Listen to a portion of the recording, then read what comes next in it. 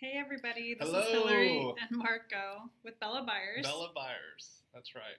We are here on December 4th to give you another video. Well, you said December 4th, so it better go up today. And we wanted to make a video about the renting process. So we Mhm. just recently finished two rehab projects. And a tenant moved out from one of our properties, so we actually currently have three rentals available on the market. Hmm. We have one located in Converse, which is really, really nice, and we actually have a tenant who applied and has been accepted, so we are going to be meeting with her later today to get a lease signed, to give her the keys, collect the money. Well, that one was a nice one. We knew It was that one really worked nice, out so we really knew it quick. wasn't going to take very long to find somebody. Right. And then we have another house in Kirby, 3 bedroom, 1 bath, and another house in near downtown, Are you which is sure we also have another house? yeah, which is also 3 bedroom, 1 bath. Okay, so let's just quickly kind of run through what our process is for renting a home so that someone that might have a rental themselves know some of the steps they need to take to rent it themselves. Okay. So the first thing we do right away is whenever we're rehabbing the property, we generally try and focus on the exterior. So we try and show that there's a lot going on with the house, there's activity, things are coming around, and when we do that, immediately we put a for rent sign in the yard. Yeah, that kind of just tells the neighbors and anyone passing by that there's activity happening and there's going to be a rental there. And that for rent sign goes to one of our phone numbers, mainly It goes yours. to our Google Voice phone numbers so Google that it Voice. doesn't link to our personal phone numbers. So it's kind of nice because when we get a phone call on Google Voice, I know it's for our property and it's not like somebody who's trying to reach me for other reasons. So it's kind of nice to be able to like tell when I get a phone call that it's going to be for one of our investment properties. Yeah, if you have really high volume, you'll want to have a live answering service where they take the phone calls for you, like Pat Live. But for us, we're not at that high volume state, so we take the phone calls ourselves. Mm-hmm. And then when we get the phone calls, what are some of the things that we talk about? We basically just go over all of the different aspects of the house: square feet, bed, bath, garage.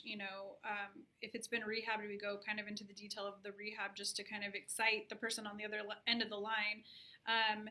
If they're really interested in seeing the property, this is something that Marco and I have implemented probably in the last couple of months. Is in the past we've gone and scheduled showings for properties and then people don't show up, which really frustrates me as as a landlord, because we spend a lot of time and energy driving out to the property, which typically is never very close to our house. It's usually across town. So it's really frustrating when you spend time out of your day, especially when you have to drive through rush hour with a cranky baby in the back seat, and She's never cranky. and then people don't show up. So now going forward, what we decided to do is if somebody is serious about seeing our property, we will make sure that at least one person submits an application to us. They don't have to pay for it. They don't have to submit other required documentation, but we weed out kind of who's serious and who's not based on whether or not we get the application we need. Because we get a lot of pushback on it and say, well, I think it's backwards that I'm sending in an application and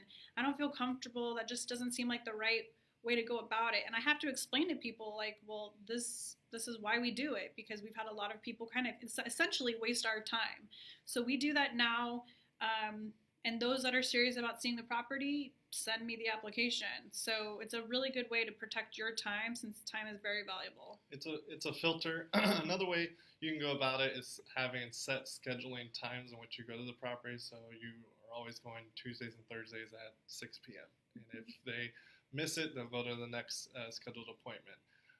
But we've also implemented this application component as the next step, the next level, and it is a filtering device. So it really sets the applicant psychology to know that there's a process here and that we take it seriously and that we want them to follow our guidelines if they want the house. And what you'll find is a lot of people that really seemed interested on the phone, they kind of trick you, and they're like, oh yeah, I want to go see it, I love the house, oh it's wonderful, it's right next to my grandma over here, and then they don't show up. But having that application where they need to fill it out, that's a really good indication if they really want to have the house and if they're truly serious. So in that first phone call, you want to get their email address so you can send them that, send them the actual instructions. You can send them some photos too to kind of give them an idea of the house and the flow and to get them more excited about the house. and encourage them to fill out that application. So once they fill out application, then we schedule a walkthrough. We do a walkthrough. Then what happens? At that point, if they decide, yep, this house is perfect, I want to live here and apply for it, then we will require for anyone else over the age of 18, because everyone who's over 18, 18 or over, needs to submit an application. Each application costs $40. We charge a $40 application fee to But run. you can charge more, and that's another good filter of serious people. We do $40. I think when we first started, we were charging like $25 an application fee, but we've raised it to $40 just to have extra funds in case something happens or we need to get a better package. But we charge to show that we want more serious people. So to if they're going to charge put more money, if they're 2 people or 3 people submitting $40 each, it's going to show that, hey, they're serious about this house and they're willing to put up money. So the process going forward is collect all applications for anyone 18 or over, collect the $40 application fee per application. Every application has to provide a copy of social security card and driver's license, and every application has to provide 3 months of the most recent pay stubs from work, or they can provide the most 3 months bank statements. So that's going to provide proof of income. So if someone says they get paid cash, the bank statements are an indication to show proof of those and incomes. So also we do allow if a single mom has child support income or social security income, we don't really care where you get your income from. We just want to show proof of that. So you can provide, that documentation as well. And so once we've collected all the required documentation and we can see that the person makes at least 3 times the amount in rent in that's our main qualifier. Yeah, that's our main qualifier. Then we'll go ahead and run background checks on all applicants on rentprep.com. And it takes about a day, anywhere from 1 day to 3 days to get the statuses back. And that kind of just tells us, where does this person currently live? Who is the landlord? Have they been evicted in the past? When were they evicted? Do they have any criminal backgrounds? Do they have felonies? I mean, what? There was one where we got a mugshot. We had one recently apply, and I felt a little suspicious from her at the beginning because she was very eager to I need to move in now. So we got all the documentation, and she had a full background past in criminal activity. She had a mugshot. She'd been evicted a couple of times. She'd been arrested 5. One of them was for falsifying information. One was for, assault with a deadly weapon. I mean, holy cow. I was like, so I reached out to her and I was like, sorry, you were evicted recently, but I didn't mention her mugshot or anything else. I was like, I don't want her to come and back. the whole laundry list of items. Yeah, that was kind of random, but normally when we get our background checks, there's not anything to be too concerned about.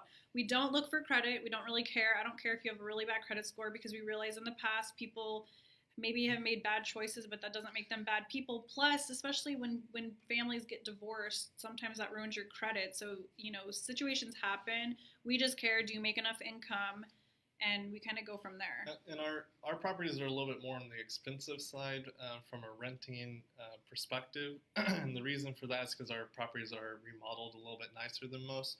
So with our security deposit, if that rent is $1,000, then our security deposit might be $1,250, a little bit more than the actual rent, rather than just being 1 month's rent. We also, for pets, we make it a $450 non-refundable pet deposit. And that's per pet. Per pet. So that can add up pretty quickly. We will negotiate, though. If we feel that it's a deal breaker and this tenant could be a really great fit for the house, then we might, let's say that they have 3 animals, we might lower that price per pet to make it work. But typically, this isn't a fee we're going to refund, just because all animals will do some damage. Hopefully very minimally. Yeah, but that just protects us for fixing it up after they move out. Pets more than likely will do, a decent amount of damage. It's rare that it's very little. And then that's basically it. Once we get the rent prep documentation back and we decide that they are approved, then we basically just set up for handing them the lease and making it official.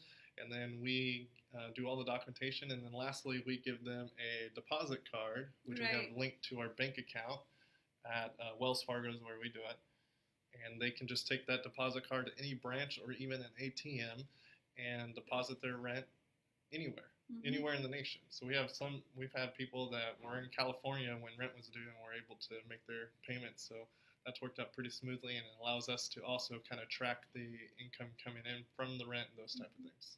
Yep. So that's kind of our process, and like we said earlier, we're meeting with the tenant today to get the money, security deposit, prorated rent, all That that one good lasted stuff. in what, like 2 days? Yeah, I listed it recently on the market, and we've got several calls for it. So, You want to take great photos too. So mhm. if you have like a nicer camera, if you even if you have a high-end iPhone, that'll work too. Try and take high angles or low angles to show unique angles that bring the space in the room in the best light. But the photos are really key because right now a lot of people, most people do their shopping for their houses online. So take advantage of that. Definitely. But these were just some ideas, the way we do it, and we're always improving, always changing our process so that we can do it better, faster, and find the right people more quickly. We just wanted to share these ideas with you, and maybe you can implement them for your properties. Mm-hmm. All right, see you next time. Bye.